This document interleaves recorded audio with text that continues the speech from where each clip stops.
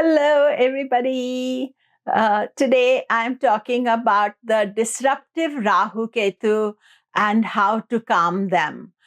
This is a workshop I did at the Shivananda Yoga Farm Labor Day conference on Vedic astrology.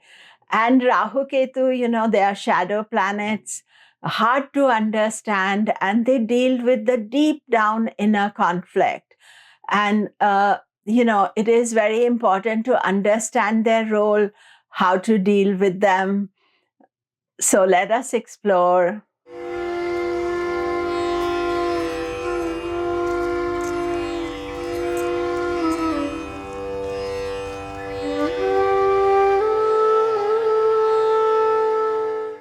I'm Komilla Sutton, and we are talking Rahu Ketu and their disruptive nature and how to calm them. Do remember to subscribe, press the bell notification. Also, my classes are beginning in March 2023. I do 4 sets of live classes from the beginners to advanced courses. So the beginners, there's foundation, rules of interpretation, and prediction. All the details are on my website, komilla.com. And this year's advanced course is on Panchanga, the mystical key to Vedic astrology. So you can look up the syllabal details. I do 8 classes a week, and I'm live. It is not pre-recorded. Nothing is pre-recorded. Everything is live. And I've been doing it for many, many years. So do look it up. And I hope you can join me from March 2023. And all details are on my website, komilla.com. So let us explore the disruptive Rahu Ketu and how to calm them. You see, the thing is this, that in our charts, we always have a lot of disruptive elements. And Rahu Ketu, they are deep down shadows within our psyche.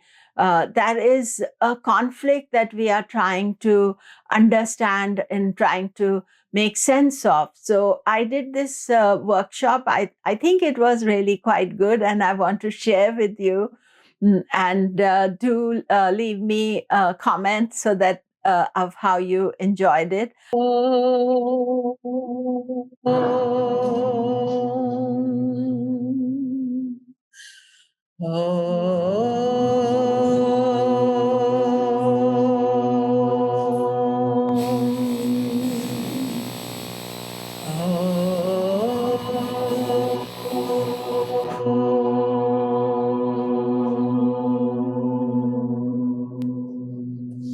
So, welcome everybody.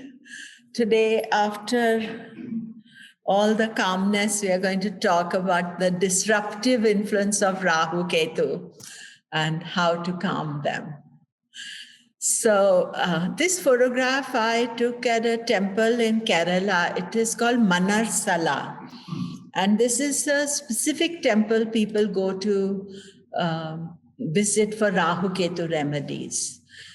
It's unlike other temples. Other temples you'll go for, it's a Lord Shiva temple, or this is a specific Rahu Ketu temple. And the person who told us about it, he's a Prashna astrologer, and he said, go here for remedies. And he said, go in and rush out. So I said to him, you're telling us to go 2 hours from Cochin to visit this temple, and then you say, don't stay there. Just rush in, do your remedy, come out. So he explained that the reason is that once you start doing remedy for Rahu Ketu, they catch hold of you. So they keep demanding more and more remedies because they are very hungry. Once you go in there, they'll come again and again. And one of the things that we notice when we go to the temples in India is that how efficient Rahu Ketu temples, not Ketu, Rahu temples are. Super efficient, including this one, Manarsala. They have the notices, all the pujas you can get, everything super efficient. We said, are foreigners allowed? Of course, everybody is allowed inside. It's very mystical. And lots of snake deities. Inside the temple is of Nagaraja. And very welcoming. And of course, since that visit, I've been many, many times. And this is just outside. They have beautiful deity. I didn't realize I had such a nice photograph. And so therefore, this aspect of Rahu and Ketu, when you are worshipping or trying to do remedy for them, you may find that it's a never-ending process. And this is at another temple. This is in Tamil Nadu, a place called Nagapatnam. And Nagapatnam means the snake town.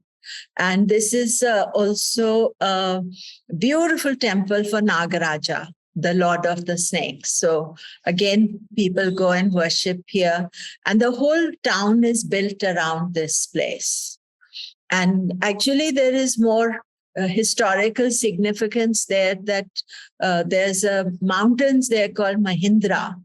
And those of you who do Jyotish, the Mahindra is one of the relationship compatibility, non-scoring kuta.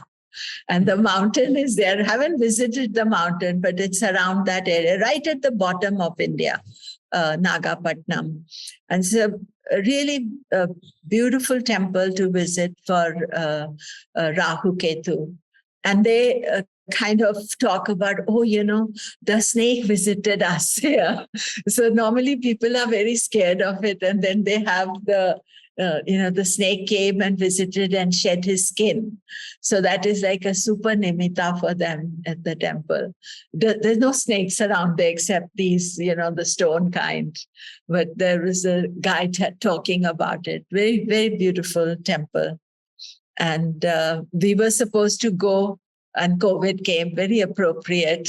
So now I feel I don't know whether this is a good time to go or not.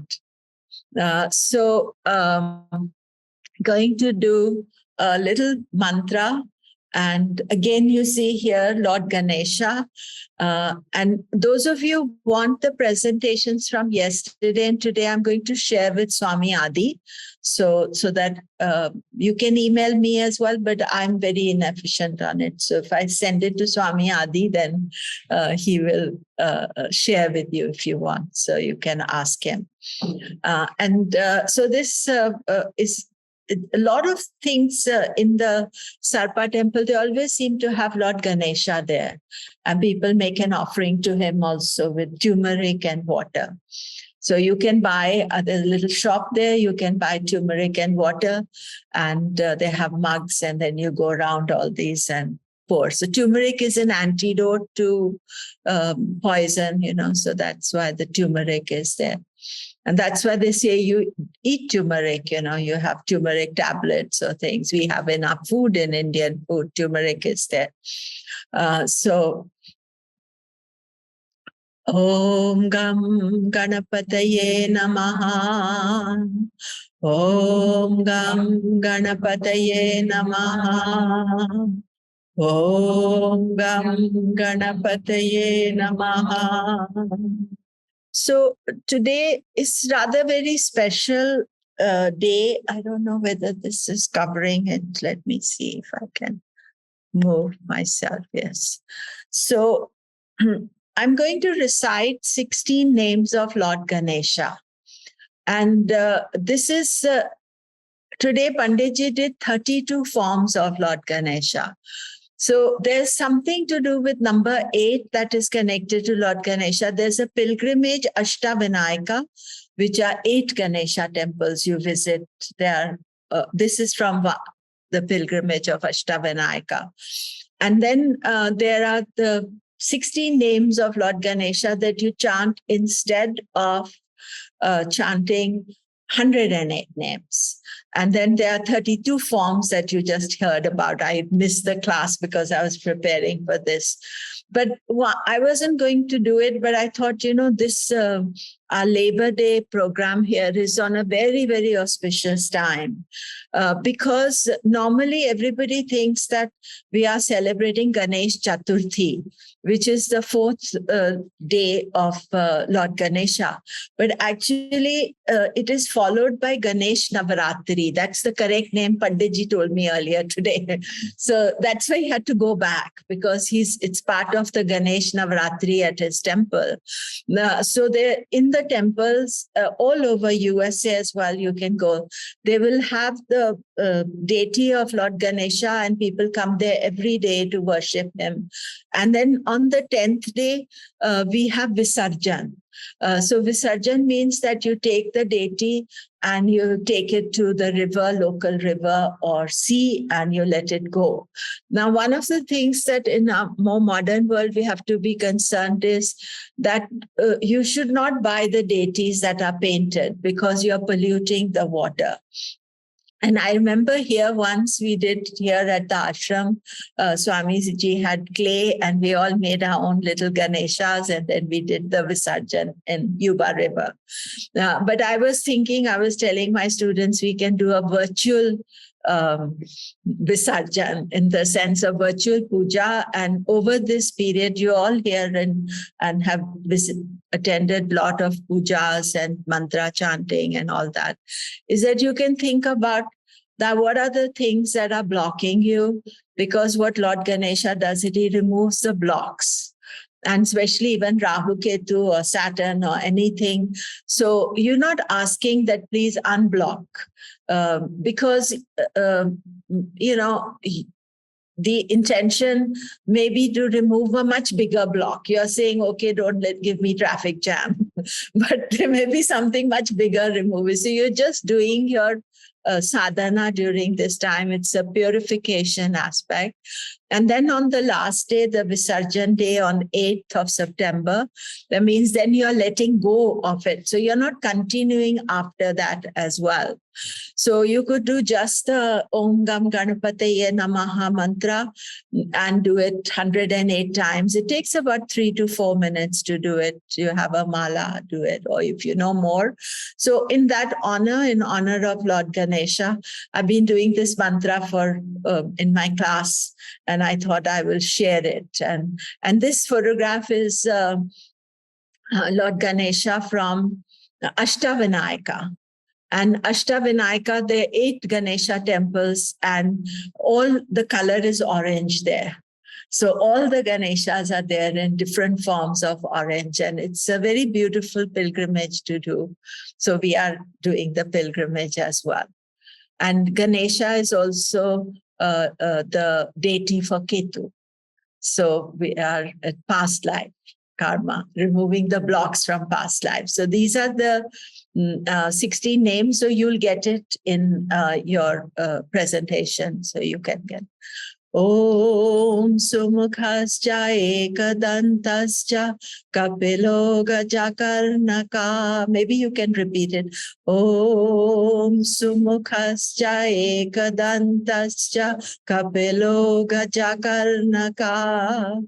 Lambodarascha Vikato Vignarajo Ganadipa. Lambodarascha Vikato Vignarajo Ganadipa. Dhumraketur Ganadhaksha Bhalachandro Gajanana. Dhumraketur Ganadhaksha Bhalachandra Gananana. Vakratunda Surpakarano Herambhaskanda Purvaja. Vakratunda Surpakarano Herambhaskanda Purvaja. Shodashitani namami ye pade chunayadapi. Shodashitani namami ye pade chunayadapi. Vidyarambhe vivahe cha praveshe nirgame tatha. Vidyarambhe vivahe cha Praveshe nirgame tatha sangrame sarvakareshu vignastasya na jayate. Sangrame sarvakareshu vignastasya na jayate. Oh. So these are the 16 names, from Sumakhascha. Each one of them is the name of Lord Ganesha. And then at the end, the chant is saying that whoever says these names, who reads these names out regularly, at the start of education, Vidya Arambe, at marriage, at Griha Pravesh, entering a new house, or departing from a place, also for war. Because if they've had to do a war, they would do it with a good intention. And finally, sarva kareshu. That means all the actions you want to do. So sometimes it's difficult to remember the 16 names, so you can just do the simple Lord Ganesha mantra. Om Gam Ganapate Namaha. So we just do the Guru mantra. Om Guru Brahma Guru Vishnu Guru Devo Maheshwara Guru Sakshat Param Brahma Tasmai Shri Guruve Namaha. And this is the prayer to the Navagraha. Om Adityaya Somaya Mangalaya Budaya Cha Guru Shukra Shani Bhyascha Rahuve Ketave Namaha. So today we did a very spectacular Navagraha Puja. We have seen many Abhishekams and very temples, with what today Panditji did with all the different, water, oil first, oil, water, milk, honey, kumkum, sugar, beautiful. This actually is from the Livermore temple, and we can see Lord Shani today. And we can just do Lord Shani, simple mantra. Om Shani Namaha. Om Shani Namaha. Om Shani Namaha. So all these are important: purification, calming the mind, clearing your mind from all the, I've said, disruptive influence of Rahu Ketu. So just wanted to let you know about my books. They're all available here, and all proceeds going to the ashram. So please, if you want to buy, you can get them online, download, but everything that is there, please get if you want. And also wanted to tell about Andrew's book. I don't know, I didn't see. Yeah, Andrew has got a great book on the Navagraha, Yoga of the Planets. Really, very good. So, and I'm doing an India trip. You can look at the details on my website, but it's almost full. So if you want to come, then you have to decide quickly.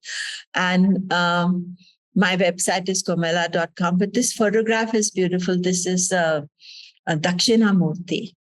So when you go to the temples in India, they worship the Guru in the form of Dakshinamurti. And this is from a temple in Chennai. And I teach courses, and the next set of courses are starting in March. I've been teaching now for many years. I think this year will be 10 years online. So when all the disruption took place, I was already online. I was an expert by then, and next year. But it is, I'm very blessed. I have a lot of Swamis in my class. So that is really nice. So let us talk about Rahu Ketu. And Rahu Ketu are shadow planets. And I think that is most important factor of Rahu Ketu. We just gloss over it, but they're shadows, so we don't understand them because they're not visible. Like I can see Bill or I can see Vish, I can see you, but Rahu Ketu may be sitting around here, but we don't know. And even though we can see them physically in the chart, they are not existing. So they do not have their own energy. Therefore, their rulers are important as they're trying to control Rahu Ketu. Rahu Ketu are quite uncontrollable, really.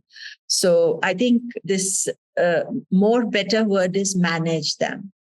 And this is the key factor in working with Rahu Ketu is not that you have Rahu Ketu, but are you learning to manage them? And all the things that we have been doing at the ashram, including doing the yoga asana and the morning, evening satsang, everything, they're all helping without telling you that that is what we are doing. The pujas, the good knowledge also that is being shared here, because people are not talking, even with Jyotish, they're talking more spiritually. There's not the techniques or the other aspect here. So they are considered the most powerful planets. If allowed to express themselves fully, they can eclipse all other planets. Rahu Ketu are also the reason of our rebirth, because this is any excesses done in past life until we have sorted them out. See, why they are called most powerful is because they eclipse the sun and the moon. So sun is the most powerful in our Navagraha, is in the center of the Navagraha. So he's regarded as center of the universe. And so they eclipse the light from us. So if they are left to, untethered or not, some people are not bothering about it. You see people like that in life, maybe not in the ashram, but you see people who just Rahu Ketu have control over them. I need to have my glasses on. So they are the disruptors in chief. That is the main thing. And you see people with powerful Rahu Ketu, like Trump, just disrupting for the sake of disrupting, not for just creating all the disruption. If we allow their influence unchecked in our life, we live a life of chaos. Or if we follow them, then we can live a life of chaos, because they are disrupting. And I will tell you why they are doing that.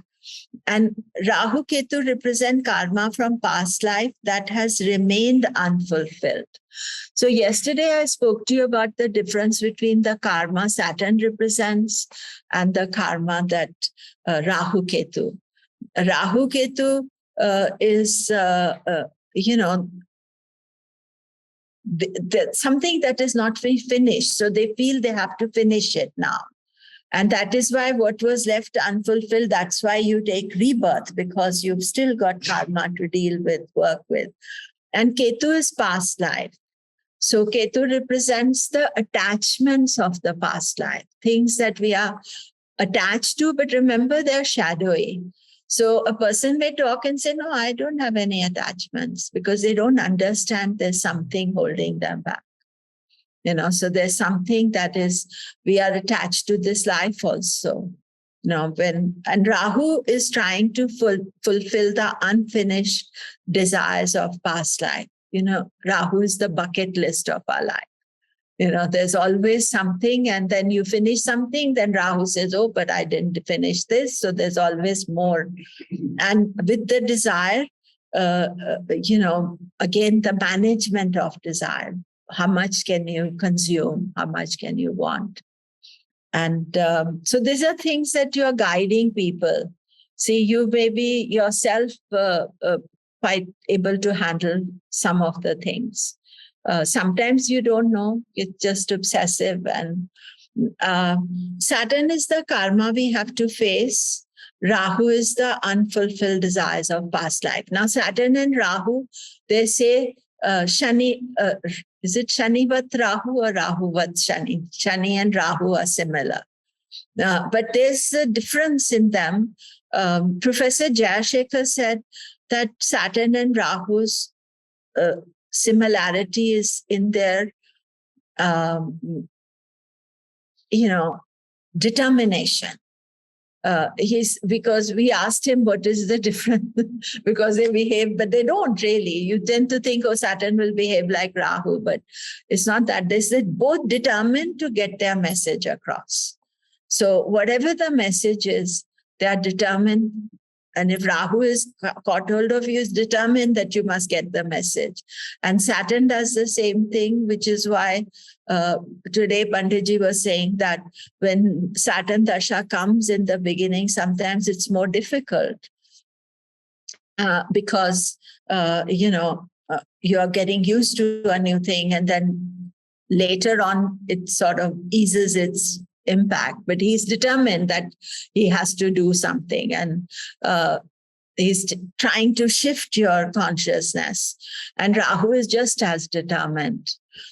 So just to remind you that there are two calculations of Rahu Ketu, true node and mean node. We could study both as they have different purpose. So I've been doing my student conference online. And 2 years ago, maybe it's 1 year ago, last year, I did the Rahu Ketu conference, and we had some very good scholars there. And one of the things that emerged from the conference was the difference between true node and mean node. And the mean node specifically deals with past karma. So when you're looking at past karmic aspects, you are looking at the mean node position. And why do we study Rahu Ketu? Is because we are trying to study the influence. So the mean node is more, the true node is more of today. So sometimes the modern transits, things you can look at from true node. But if you want to do a DNA or check what the karma is, then you should look at the mean node. Now, those of you who have software, you can get Andrew Foss's software, Sri Jyoti Star. You can get a phone software. He's threatening to have one soon, but you can get, you have to become friendly with the settings, because often you just use whatever it is, but in the settings, you have a choice of true and mean node. So you have to check what setting you have. And if you're advanced, you can play with it.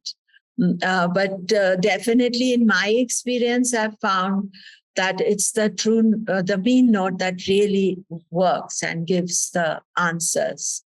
So it is just a technical factor.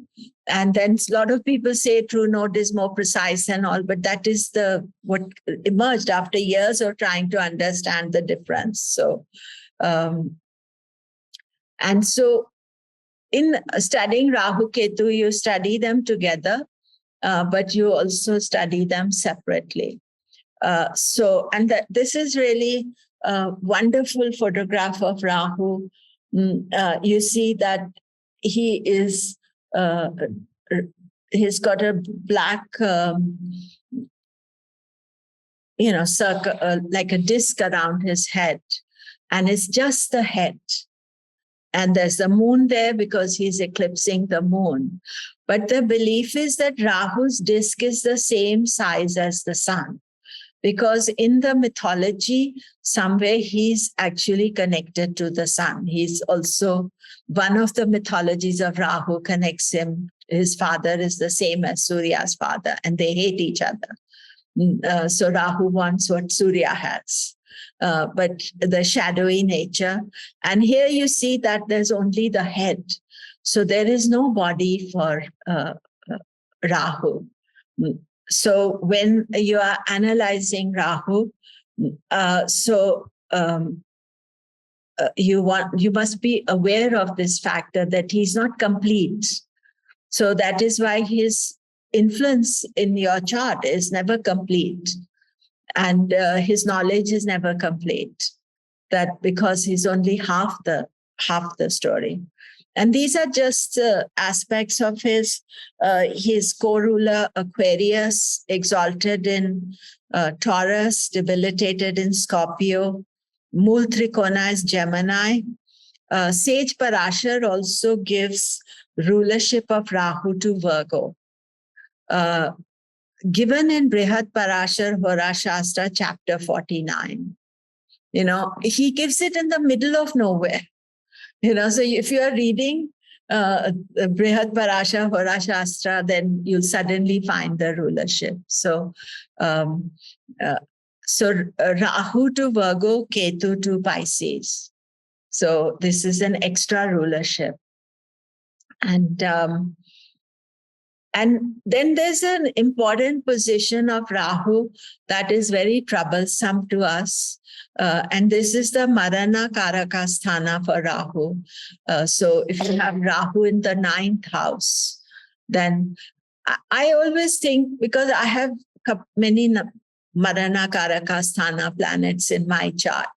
So I feel that one should take it a little coolly, because they are, Marana means death-like. So the planets are dysfunctional. They need energizing. So on some level, they don't work. So once you start developing on them, then they work. So Rahu's position in the 9th house, this is not the easiest one.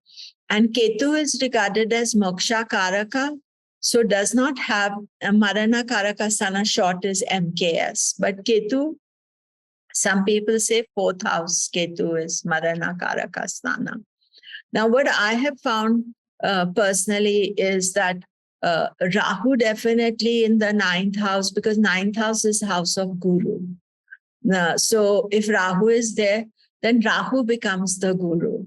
So, of course, it can, on the most positive level, it can make you interested in foreign cultures, foreign gurus, but on the negative level, it can get you the wrong advisors, also propensity to take the wrong advice, that you're always open to some wrong advice. Can be multiple guru as well, that you're taking one guru, the second guru. And you see, the thing is this, that a few years ago, there was a Jupiter-Rahu conjunction. And it's happening next year again, Jupiter-Rahu conjunction. Now, Jupiter-Rahu last conjunction, you see, when the conjunctions happen, you must see, is there some craziness about the conjunction? Is it just a get together, separate?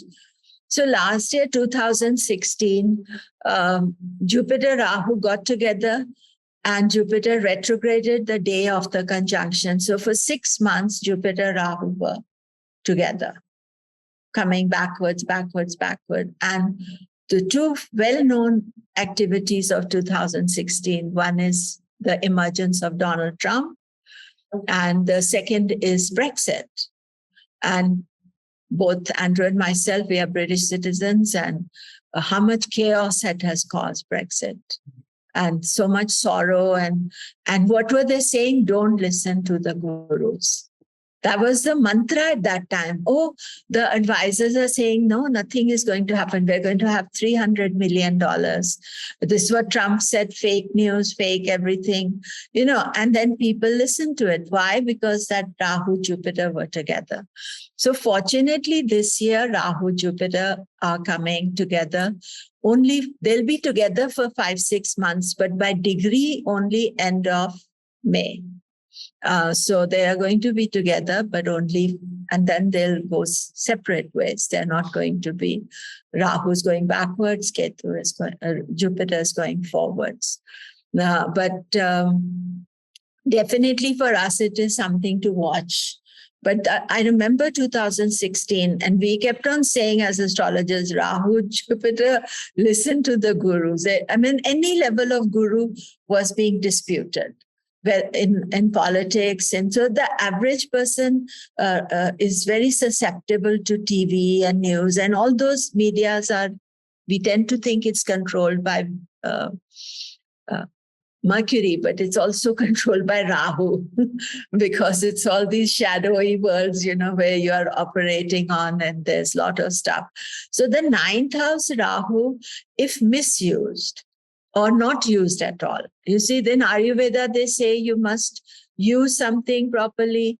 Not if you don't use it also. So Rahu can be very disruptive. And I have a chart of somebody who has the double aspect here. Jupiter Rahu conjunction, Michael Jackson. So he has the Jupiter Rahu conjunction in the ninth house, and ninth lord is in the sixth house. And those of you who know a little bit more, for Aquarius Lagna, ninth house is Badhaka also. So therefore it's a blocked house. That means that fixed Lagnas, those of you who are fixed Lagnas, you naturally don't like listening to advice. You think, I know better. So if you're fixed Lagna, Taurus, Leo, Scorpio, Aquarius. And in case of Michael Jackson, he's got moon in the Lagna. That means two ascendants. The ninth house Rahu is placed there with Jupiter. And what was he famous for? That he would go to all the advisors and then find the worst advisor.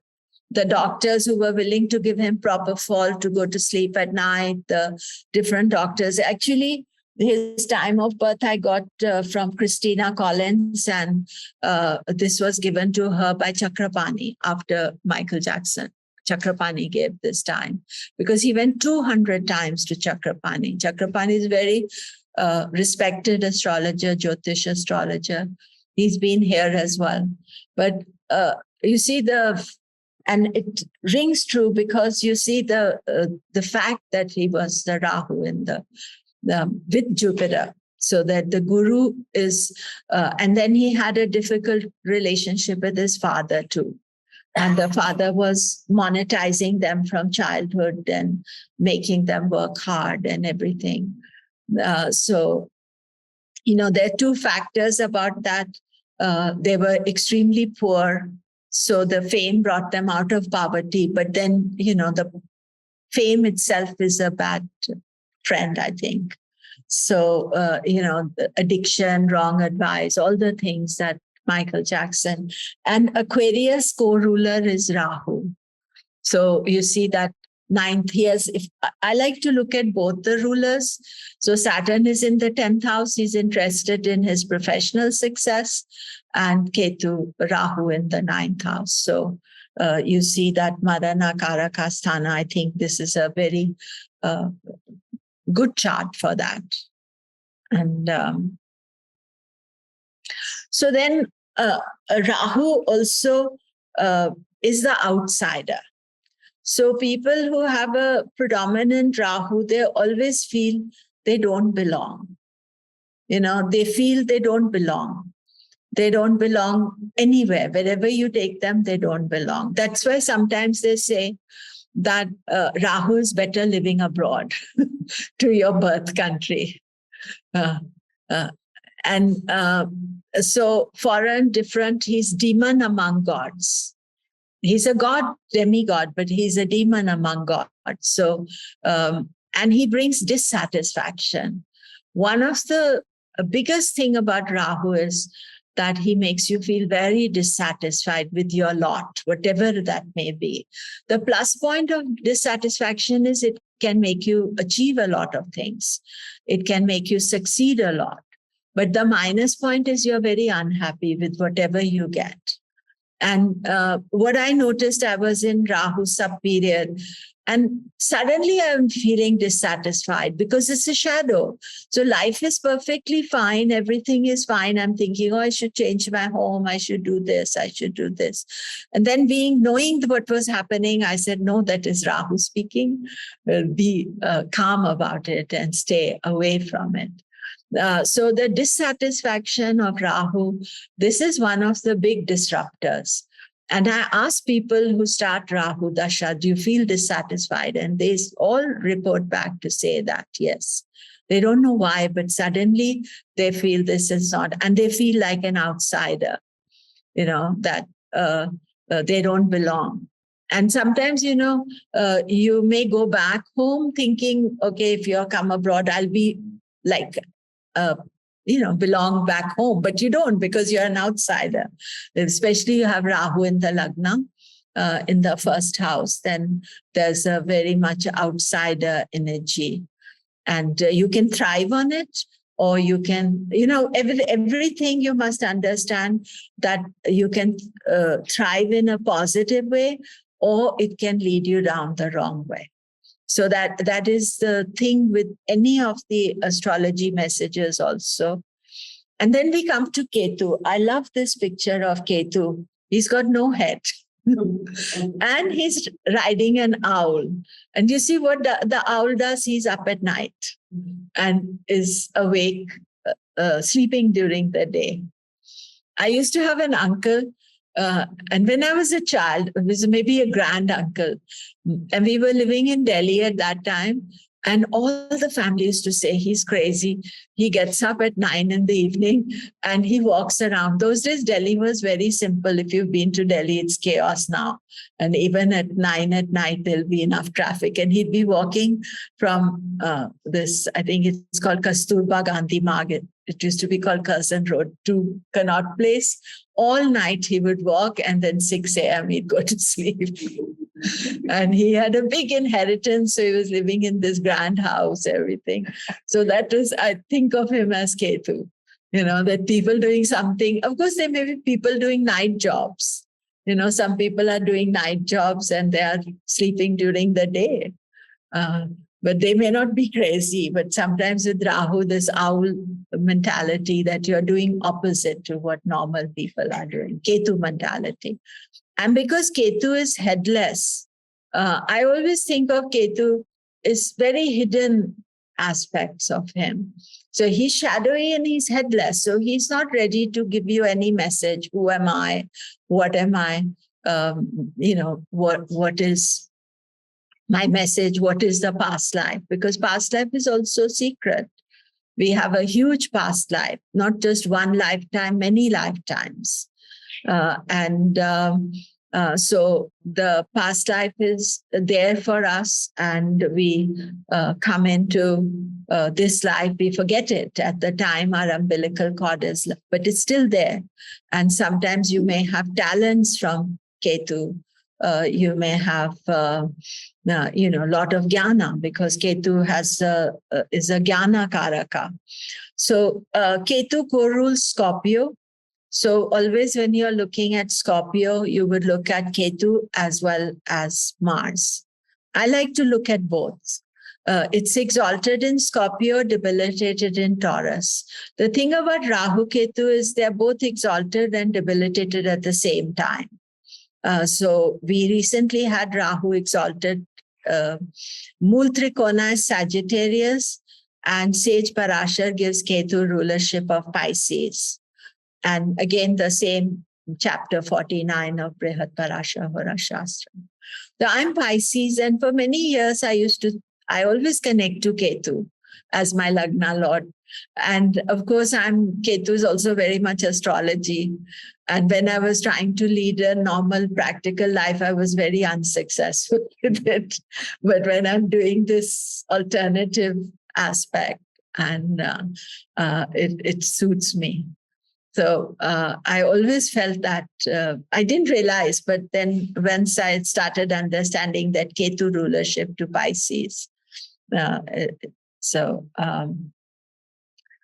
Ketu holds the karmic baggage and finds it difficult to let go. This is the whole story of this Ganesh Chaturthi celebration. I'll come to it. So Ketu is moksha karaka, and he's jnana karaka. Jnana is knowledge, brings knowledge from past life. A lot of people will say that I studied it in the past life. So Swami Vishnu Devananda talks about his meeting with Swami Shivananda. And he says that when his guru touched him, all his memory of the Raja Yoga Sutras came back. So that was like, you get that right blessing and that thing is there in you, but it just comes back. And therefore that knowledge, but it didn't come. He was doing the other Ketu pursuit, which is quite interesting, that he was trying to be in the army. And army, they say Rahu Ketu are foot soldiers. And I always feel this connection with Swami Vishnu because he was stationed in Jalandhar and I'm born in Jalandhar. So I think, so he was there and he got a pamphlet of Swami Vishnu, Shivananda, and he drove from Jalandhar to, and I think some of you have gone with me from Chandigarh, which is about 2 hours from Jalandhar. But he drove there those days in a bus. He went to Rishikesh and he met his Guruji.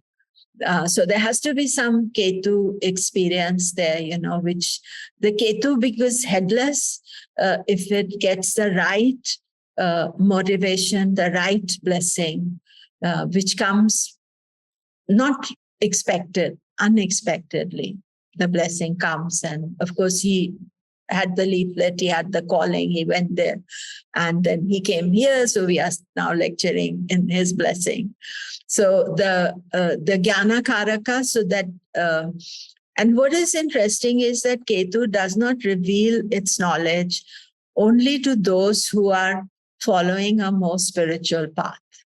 But you can say sometimes people on a very materialistic purpose, they have some talent, they can have talent in things. So that is also a Ketu type of knowledge. You can't say, but on the spiritual path, he's giving you that moksha karaka knowledge. And this aspect of the karmic baggage we hold with us, and why this festival of Ganesh Chaturthi, which is a 10-day festival. And Ganeshji lives at Ananta Chaturdashi. So Chaturdashi is the 14th waning day of the moon. And that is considered one of the most difficult days of the Panchanga, 14th waning day. But that is the day you do the Visarjan for Lord Ganesha. And when you are doing the puja for him and you're keeping him at home, you are feeding him 3 meals a day. Every time before you feed yourself, you feed him. Or if you go to the temple is doing that. And then during that time, he's taking away some of your old karmic baggage. That is the whole point in us, that we keep on adding to our karmic baggage and we don't let go. So suddenly the baggage which is living in your subconscious or it's living in a psychic body, whatever you say, becomes too heavy. And people who have crisis or difficult, that is what has happened, that the baggage has become too heavy. They can't cope with it. And that memory suddenly wakes up. And so really a lot of things with Ketu, I feel, is about forgiveness, also about letting go. So doing something that you're doing for, not for gaining anything. And I think in my own life, I realized when I started teaching kind of Jyotish, I wanted to teach Jyotish. In UK, they have a lot of organizations that are connected to the Astrological Association. So they have these little clubs that are everywhere. And they used to offer £5 to go and lecture, or £5 for transportation. And so I would travel anywhere if somebody asked me and they wanted, because people were very blocked through lecturing on Jyotish. They would ask me to come, I would go. And I wouldn't care that they're giving me £5. I'd just go because I was so passionate about the subject. And I realized that not wanting that reward was the reward in itself. Because that, I went everywhere and so many different places. And I would not even think, I've lectured all over. I think Norwich, I went to Oxford, I went to up north, everywhere. Anyway, somebody asked me, because it was quite rare to be asked to lecture on Jyotish. And I would go, London, I would go all the time and go 2 hours. And the fuel was a bit cheaper, but it was still more than, and the parking and everything and your time. But it was that giving without, and I wasn't actually thinking that I was doing anything, consciously anything, for that reason. But I think that is where then Ketu gave his blessing. I feel that.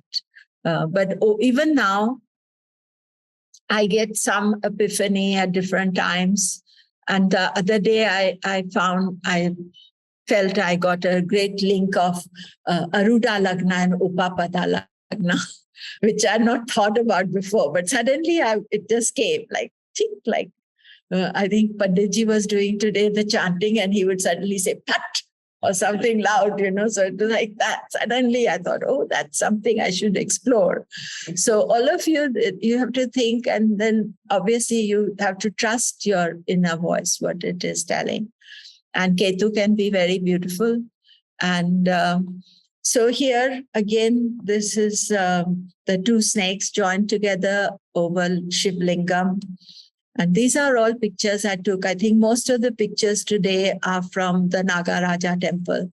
But if you go to any of the Shiva temples at the back, usually on the southwest corner, they will have these deities there. So you have to, sometimes it's hidden at the back.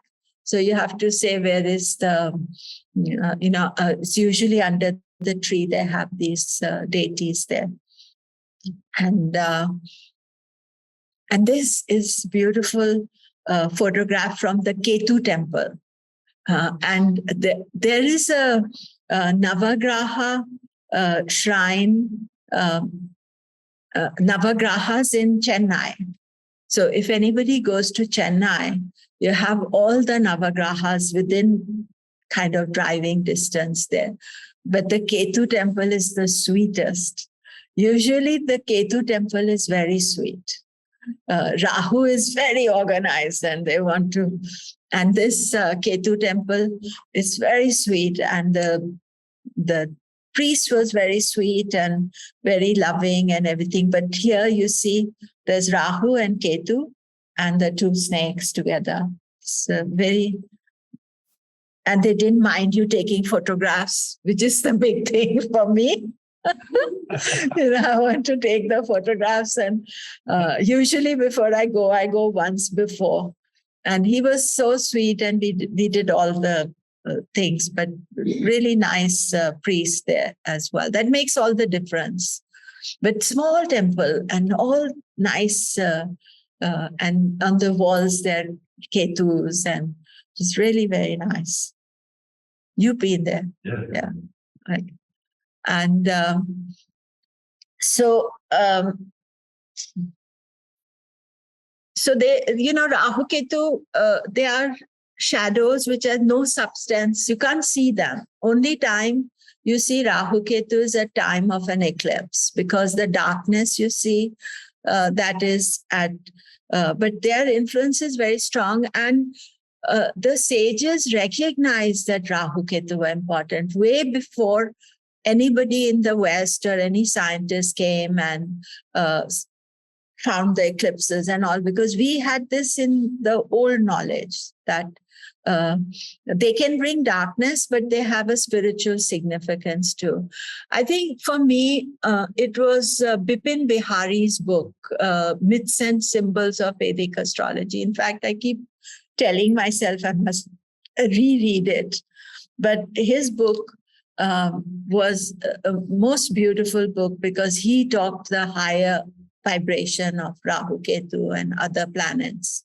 And what was very interesting is that we met him, and in his other job, he was a financial, he was in the government in a financial. So he was so kind of technical and business minded, very correct. And whereas his book was so profound and beautiful, he was very sweet to us. it was 2000, I went to Delhi and I had a mini conference in Delhi where I had some great teachers. I had Vipin Vihari, Dr. Charak, and I had the guy with that astrology, I'd forgotten his name. K.N. Rao. No, not K.N. Rao. The guy, he's no longer with us. He does that quick astrology. Oh, yeah. He came to Baba also. Yes. Uh, V.K. Chowdhury. V.K. Chowdhury, yes. And we had and we had another person who's written a very good book from Chandigarh. Now, I never spoke myself. So one of the persons heard me lecture later on and she said, Komilla, I thought you didn't know any astrology. Because I had 4 days conference. I had all these people. And but Bipin Bihari was very sweet. He invited us all to his house and gave tea to us. Tea. But I don't have any photos of it. Maybe one of these days I'll find them. And we had a photographer also. And that's how, for so many years ago. But his book I would recommend a lot, especially for Rahu Ketu. He was a theosophist. So he was taking Madame Blavatsky and all that. So some people find it hard to read, but it's a very good book. So the main aspect of Rahu Ketu are that they're enemy within. So they're not that somebody else is fighting with you. It's both your own negativity and positivity are fighting inside you. So this is the key factor with Rahu Ketu, that they are your own inner shadowy secret enemy within, your own, I think a Hindi word is antardvand, your inner kind of angst, what is up and down. And so if you have a powerful Rahu Ketu, especially if it is with the moon or it's in the lagna or with the sun, then, those are things that, but even otherwise, it is aspect that is there for him. And they represent both darkness and light because the opposing natures, because they're opposite each other in the chart. So they're push and pull. So the opposing natures are fighting for supremacy. And in essence, all of us have a darker side of nature. And if expressed unchecked, we can create havoc within our lives. By trying to control it, we learn the true lesson of Rahu Ketu and express the illuminating side of their nature. Actually, the secret message of Rahu or Ketu is that they're going to take you to that destination where you're meant to go. And if you're in a Rahu or Ketu dasha, it's the end of that dasha that it's going to take you. But you spend either 18 years or 17 years trying to find the meaning of life. And by then you have messed yourself so much that by the end of it, you wonder, why. So that last minute they are taking you somewhere. And so they, because they are all the time anxious that they are not getting the message. And both Rahu Ketu bring past life issues in our present life. And the idea here is that they are not bringing it in on a purely practical level to pay back the karma like Saturn is doing. They're bringing them in to consume. That we want this, we didn't do this, I didn't do this, I need more. So that is the, you could call them the consumers in chief. They're wanting more and more aspect there. So you have to think of Rahu Ketu both as pure and impure, because there is negativity as well. Sometimes, we are more politically correct and we think only nice things. Now, if you're grown up in India, you only hear bad things about Rahu Ketu. Never anything good. Whereas here we, And that is why it was so refreshing that Bipin Bihari talked about, the great power and the alternative view on Rahu Ketu. They have that, it is like a snake. So snake can bite you, but if you know what to do, how to deal with it, how to care for it, then it is not going to bite you. So the main aspect I referred to it earlier is that they are only half a story. You see, we don't look at them as total. That past has influenced the present, and present is going to influence our past. It's going to be the past of tomorrow. So therefore, this is where the mistake happens, because it's just half the story. We either just thinking with our head or just thinking with our heart, and we don't make that connection. So therefore, that quality, we have to understand what it is. This is a picture. I think I got this from Wikipedia. So here, Rahu has more of a body. Sometimes the other photograph that I had taken myself, he just had the head. But here you see he's got a top body. But it's, there's a lot of artistic... In some of the legends, they say he's cut off the legs. Okay. It was reading. I've always written it. Yeah. So when you see, my education with Rahu Ketu was a lot of when you visit the temples, and the temples have got Rahu Ketu iconography there. And one temple we went to, and just the head of Rahu, and like here we have the full body at the temple Navagraha. We just have the head and the snake body. So you see a lot of the photographs and things, they're just the head with the snake body. And then Ketu is very much without the head. That is quite common with Ketu. I think Bolin first appears with the human head and snake body. That's where they take it from, Yeah. No wonder that we will closer. There's a temple near Pondicherry that is, if you ever go to Pondicherry, you must visit it. It's called Vakra Kali. It's called Retrograde Temple. And the city is also called Vakra something. It's called the city of retrograde. It's called Vakra something, Vakra Kula or something. It's an hour away from Pondicherry. And Vakra Kali temple. And actually everything is retrograde in the temple. And in that temple, the Navagraha Rahu has only got the head. Keiko has a very good picture of that. I never noticed it because you're seeing so much, but even the way the temple is structured not correct. There's some angle to it. And people go there for worship of Rahu Ketu, but they also go there to worship any retrograde planet. So it's a unique temple in India. And it's very sweet. And as you enter, there's the Kali temple where you can do the worship of Kali. And I like it very much. I like to go there. I don't have any retrograde planets except Rahu Ketu, but it's just it's so unique. In India, there's a temple for everything.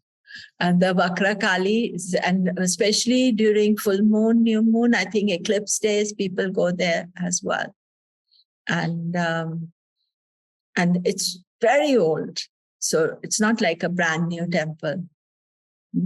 So, and there you have the Rahu, just the head of Rahu, and beautiful. And this is Ketu. And you can actually, sometimes you can buy these deities. And at one time we were in Kerala, and somebody bought it and they sold it to them as something else. And she said, no, this is Ketu. Because she was an astrologer. She saw it, she got it. And so this is really what Ketu is. He's headless. So you see a lot of protesters, and especially these guys who are protesting and killing themselves and not really thinking about why they're doing it. They are very Ketu type of people as well, because they are headless. And so the Rahu Ketu axis winds itself around us like a snake of time, both entwining us with restriction of time, making us struggle to get out of it, and allow us to overcome the darkness restrictions that we created by our own action. Because we are actually, the whole thing about Rahu Ketu axis is that we are struggling with our own karma. And if we recognize, the first step is to recognize that, yeah, there's a struggle. And then, you can move forward with it. And that is why many of you come to an ashram or come start studying astrology, because there's some recognition that there is some aspect that is a struggle within us. It can control us, and the influence of Rahu Ketu axis is deep. It forms major issues of life. The planets that rule Rahu Ketu have huge responsibility to manage these karmic energies to bring out the best in them. You see, the Rahu Ketu are, they don't have their own nature. So how their ruler is behaving, that is very important. Because if Rahu Ketu's Lord is strong, then you are able to manage Rahu Ketu better than if Lord is not strong. I like to say that if you're not doing anything to make it strong, because obviously not everybody will have that perfect condition. So we owe it to ourselves to try to, it's like self-improvement, that you are understanding that.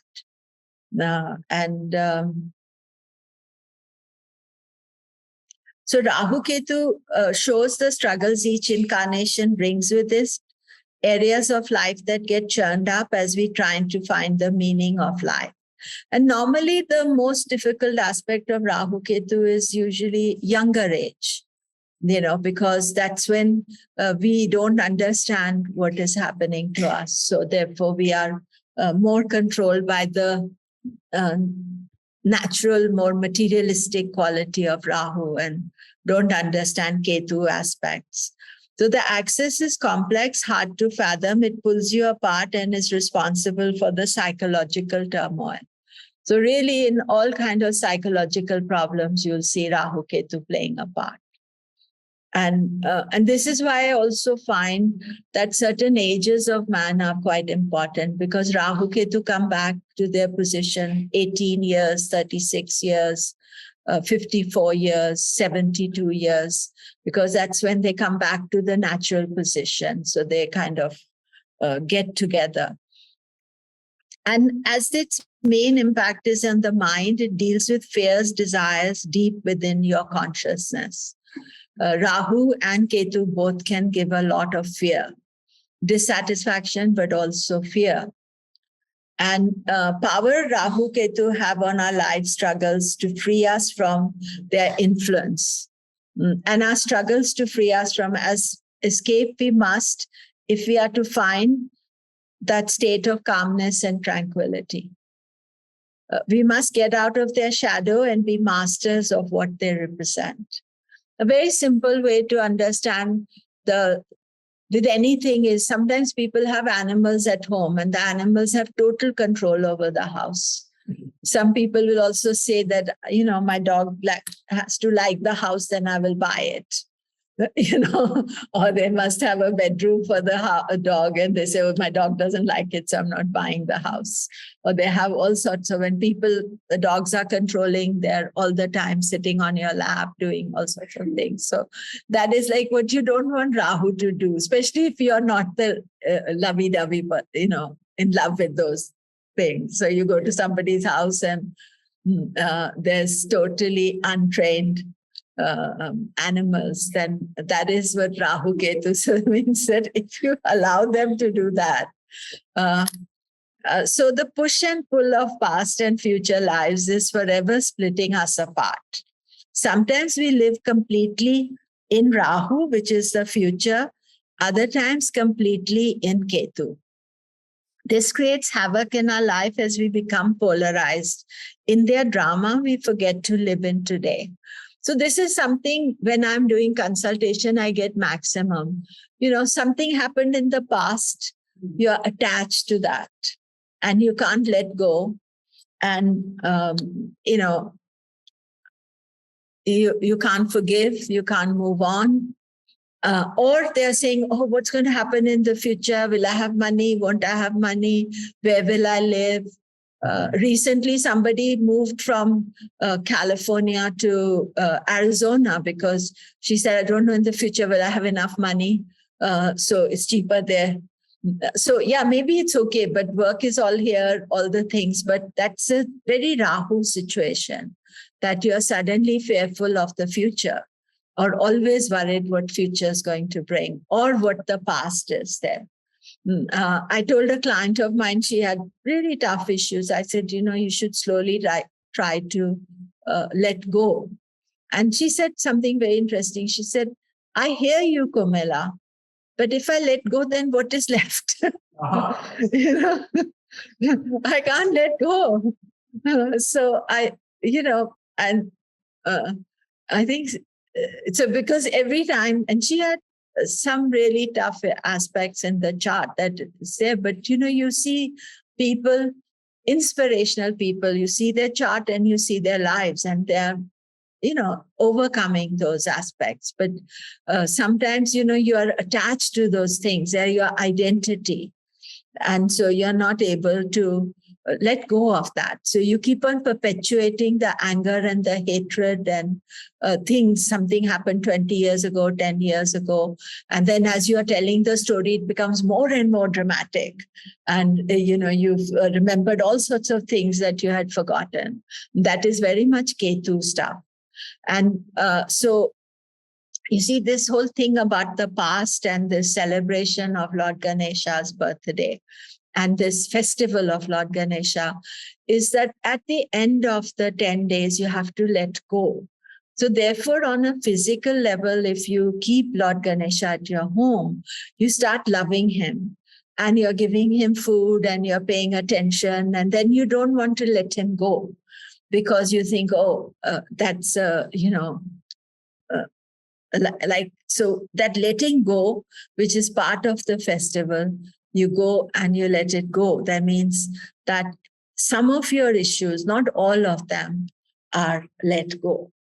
And with the past also, there are some things you could say, spring clean is very good for Ketu, because you're holding on to things, something you're holding on to.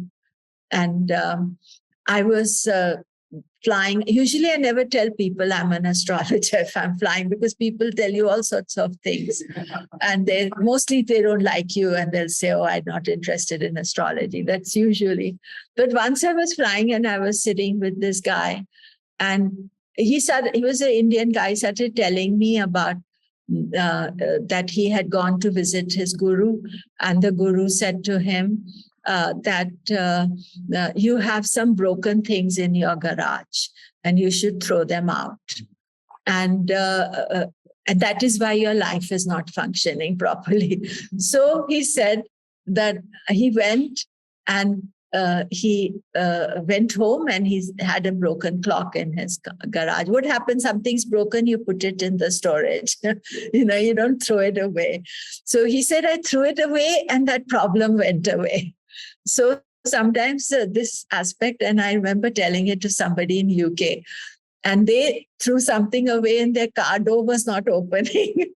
And the next day the car door opened for no reason. It was just stuck, and they threw something old away. And they told me back that, I heard your story and I did this. And So, the thing is that we are holding on. The first thing you hold on, and you see this sometimes people are holding on too many things. They have never thrown away a newspaper ever in their lives. So it's just carrying on, piling up. And they're never throwing away things that are no longer relevant. You may be collecting some things, but you may have a lot of broken stuff, things. So that's a very good, it's a sort of starting point of letting go. You can give to charity. You don't have to junk it. You can sell it on eBay or something, whatever the modern thing is. But you can also learn to let go. So the thing about our past is that you have to learn to forgive. So if you have issues with your parents, which is something, sometimes you have, and I have to say that many years ago, I was telling Andrew this story about my dad, who's really, his behavior with me is very bad. And Andrew said, he's your karma, you should forgive him.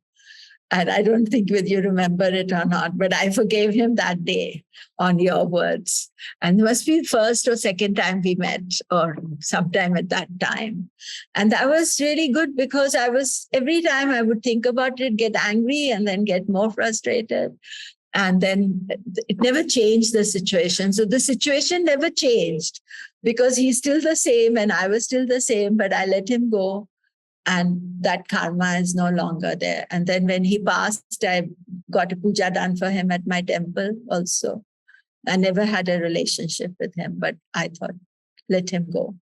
But that was in the 90s, and there was a big change, because always you think, and you always bring up old issues. And so therefore, parents, brothers, sisters, other people, things that you can't change. Is good to with the Ketu stuff, because you have to also every year think. And almost in India, all the festivals, when they were done classically, they were always done with the view that for the festival, all the family came together. So you could be in dispute with the family. Festivals, marriage, death ceremonies, everybody came, whether you like them, not like them. And even the priest would say, so because it used to be village life, they knew, everybody knew, this is so-and-so is not here. Everybody comes. So therefore, that somewhere there used to be a reconciliation, within. So this Lord Ganesha's festival, the importance is this of that you are maybe not even consciously doing it, but you're clearing some energy out of your life.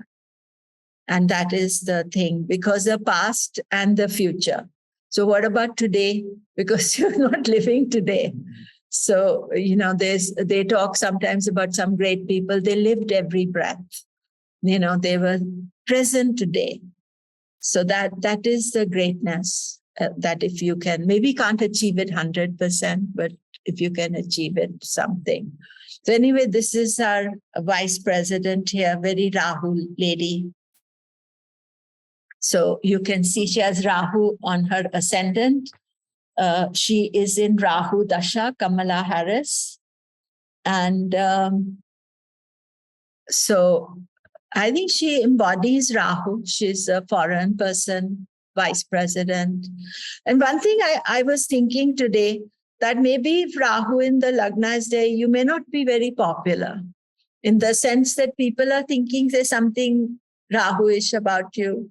Something. So she's popular enough to get elected, and she's a California person. She's married to a foreign person, and he's, foreign, he's American, but from different area as well. And she's the most powerful woman now. And she's invisible. They were saying all the jokes about her as, where is Kamala Harris? Because she's also Rahu that way, that even though she's gained her popularity, she's just not there, because maybe she made some missteps at the start of her. So you can see her chart here. Actually, her family comes from Tanjavur. Yeah, from South India, her mother's family. Yes, And her it's family. Chennai, but Tanjavur more, which is in the heartland. And so any questions, anything? I don't know. We have another 15 minutes. I have a little bit more to cover. I just had a Or problem. comments. When I just had a problem, we were talking about Saturn and Rahu and their roles.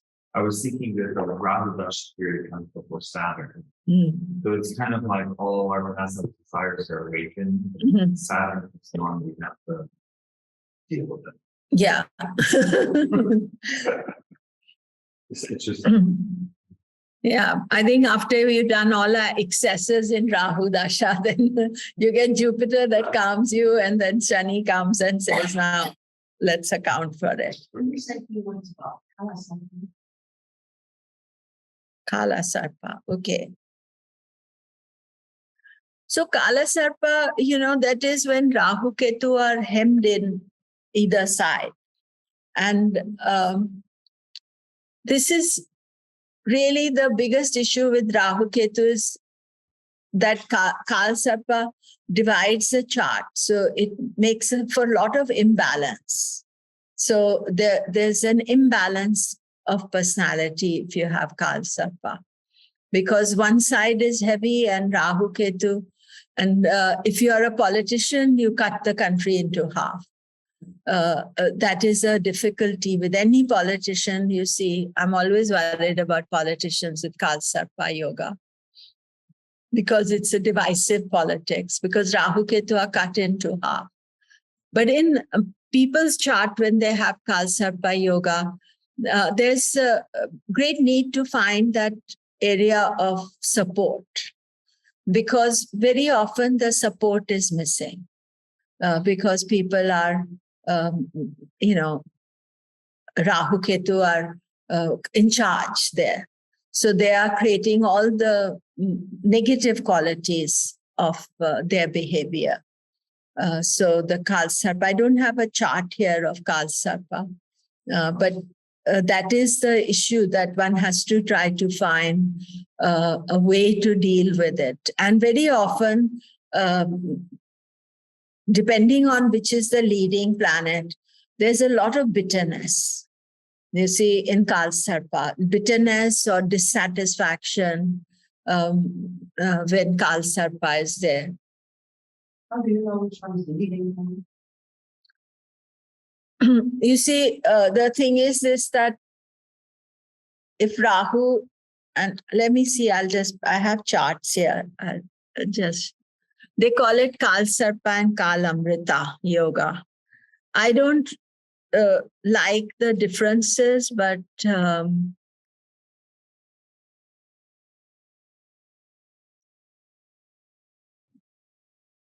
so let us look at.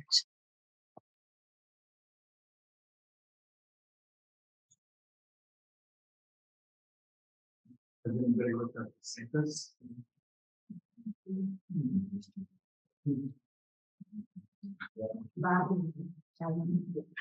Huh? Yeah.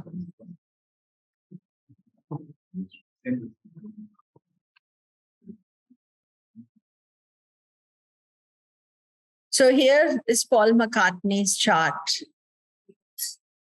Can you see? Oh, how do you put this? I know there's a trick about it.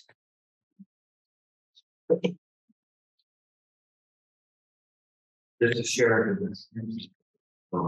No, I'm sharing the screen, but now this is just the lotus.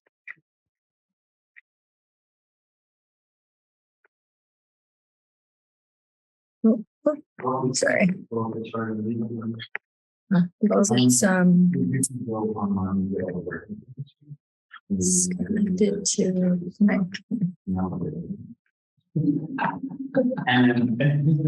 desktops of it. It'll default to one of the desktops.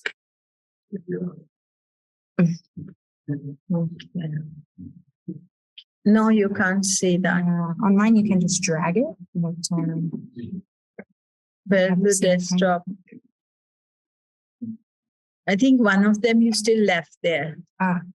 Can you just go back what you did? What did you do? If you, Yeah, this removed the desktop. This one.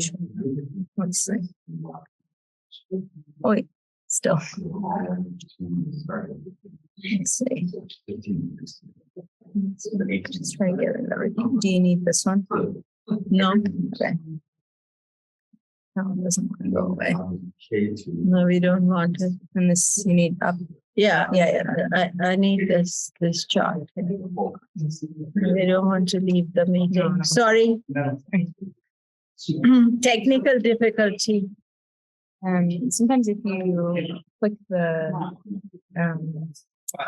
window and drag it, because it might be,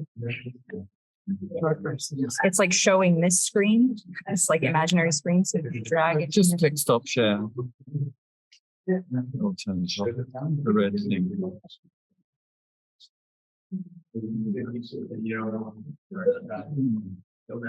I think if you drag the window, it might. Okay, I think let's leave it. I'll explain with Kamala Harris's chart only. Okay.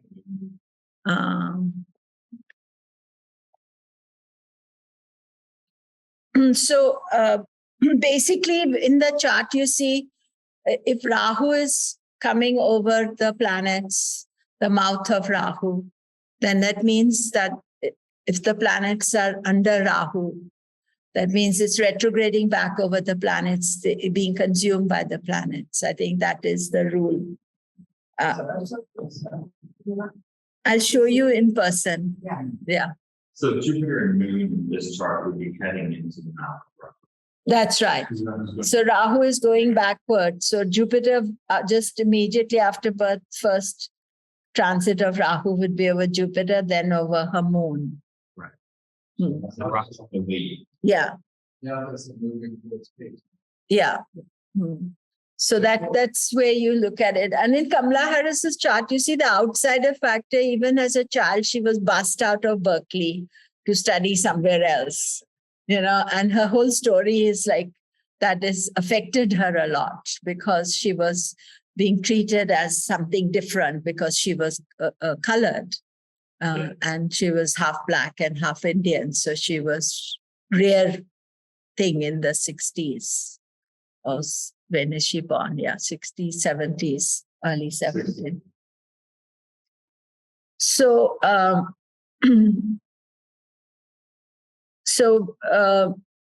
I'm not going to go there. I want to go to, this is Swami Shivananda's chart. So you see the main aspect with Swami Shivananda's chart is that he is so inspirational because he is got all these difficult planets, but he managed to deal with them. That is, he's got Saturn, Mars, Rahu in the Lagna. But because his life was on a very spiritual level, and then the Lagna Lord is in the 10th house, aspected by Jupiter. So all these three planets, the managing planet for them is Moon. But it would be more than just that. It would be his spirituality. Sometimes, when you see the charts of gurus, you don't see the normal Raja Yogas and things like that because they are working on a different level. Why they became that, why something opened up in their life that gave them a different point of view of looking at life. And they knew how to deal with their difficulties. It's not that they didn't have them, but they learned how to deal with them. So you could see somebody with Mars Saturn in their Lagna or Mars Rahu, they in a normal circumstances, they would be quite messed up. But here he gave up all the material things. He was sitting at home. He was not home by the Ganges doing charity work, giving medicine to people, being there for everybody. And so that is just for inspiration. So this is Amachi. We were talking about Saturn yesterday. So she has Saturn in the ascendant. So her ashram is very close to where I live in California. And when you visit, it's very efficient, very well organized. And also we went once, and we normally you go there and you buy buy is the wrong word. You get a ticket for a hug. So you go and you go early enough so that you get a ticket. So we went casually. The program is at 8 o'clock. We reached 7:30. And so those ladies said, sorry, the box office or whatever it is, the thing is closed. Now you can't have a hug with Amma. And I was okay because I've already had a hug, but the others were very disappointed. But beautiful, all the chanting, everything. And then she finished it about 12 o'clock. And then the girls came up and said, all those who haven't had a hug or don't have a ticket, Amma will hug you. So everybody got the hug. And also the dancing. And so you see the Shani in the Lagna. This is Shani, hard work. And she was, so everybody, whoever, hadn't, you went up. And I suppose you got rewarded because we were there till the end of the program also. But very efficiently done everything. But her ashram is in San Ramon. But if you ever want to visit her, it's a good idea to go during the morning, because morning you get 400-500 people only. The evening there are quite a lot, thousands of people. So you can.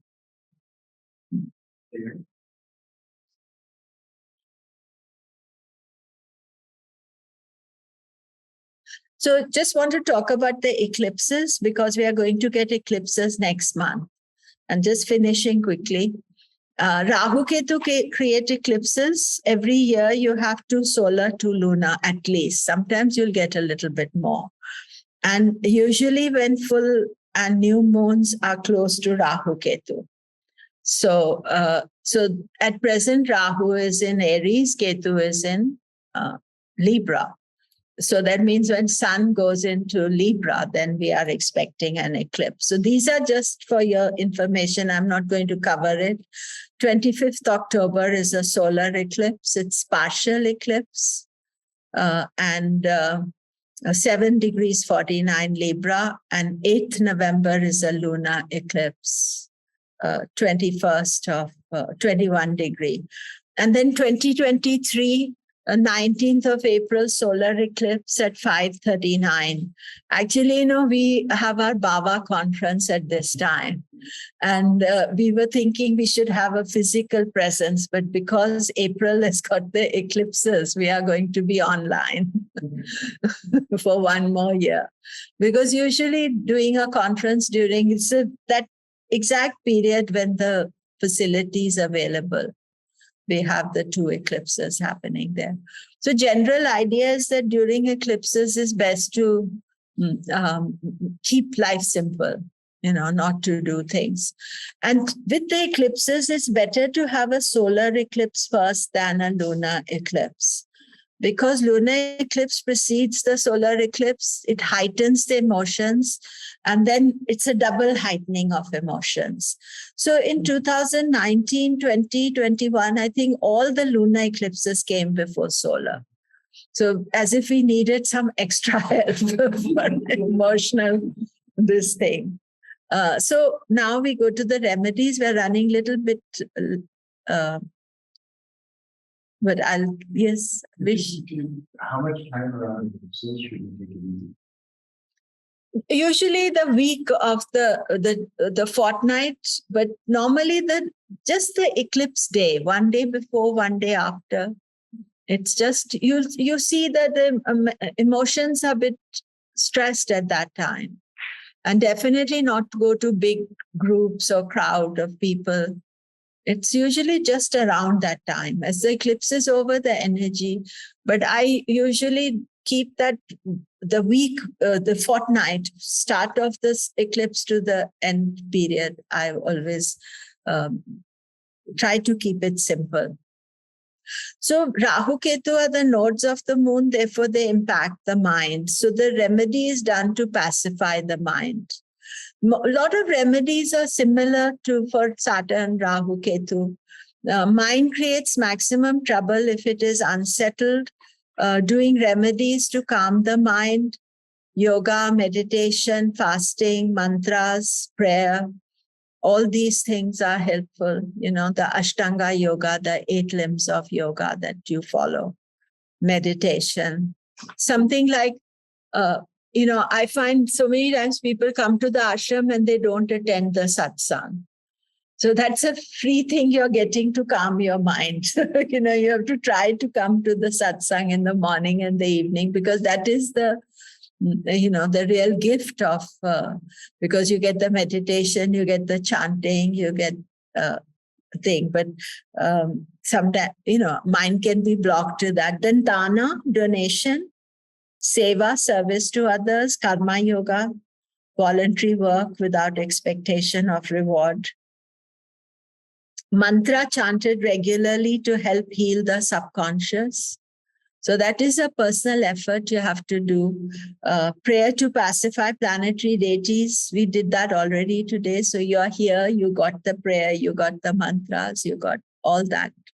I mean, Pandit Samavedula is the world leader in this. Not leader, but he's on a world level of chanting. You don't get that type with average. Very few people you'll get that level of quality. You know, we were lucky he came to Baba. He just dropped in and he said, should I do the puja? So I asked Andrew, I said, this Panditji is booked. He wants to do the puja. So he said, yeah, you can. And we were just so taken up. And then I told Swami Sita, I said, this Panditji came. And so she invited him here because he was just so, it's not something that you find. And his voice itself is just so powerful. So therefore, you know, you're attending these are, this has gone the other way. And I think lifestyle choices, you know, you have to think about your lifestyle, what crazy choices you're making. Sometimes people are living, making all sorts of choices. I think it's good to simplify your life. On every level, you know, you can think about it, the food you eat, the expenses, what is your, you know, what are your thought processes about money, about living, about job. If you are in a job you hate, then that is going to also emotionally stress you out. And then take care of your future, because you know, you be aware of what you're doing now is going to impact the future. I think that is the main thing, that whatever you're doing now, kriyamana karma, because what you do today can have an impact tomorrow. So actually just little changes today makes a much better tomorrow, rather than worrying about Rahu, what's going to happen. You know, you make a little changes. So here we have the Devata, Durga, deity of Rahu. So a lot of the gurus, you see, they have great devotion to Goddess Durga. They have a great devotion to her because, you know, she is pacifying that energy. And then this is Lord Ganesha. This is also at Livermore Temple. This is for Ganesh Chaturthi celebration. Beautiful fruits they offered here. And that's it for today.